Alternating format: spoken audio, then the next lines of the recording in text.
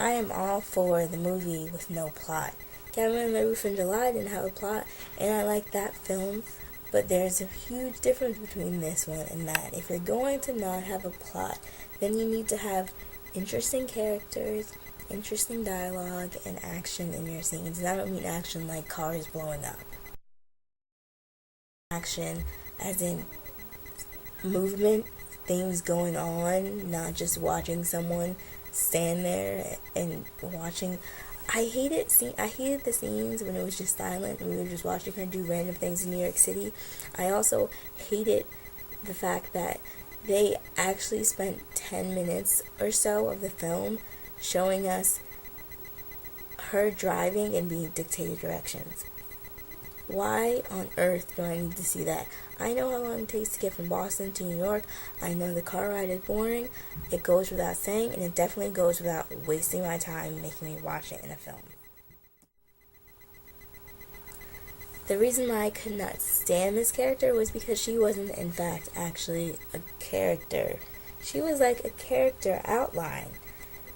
We got the fact, we were shown that she's kooky and crazy and kind of, doesn't really care what people think. That's great. But I need to know why she's like that. Or I need some explanation.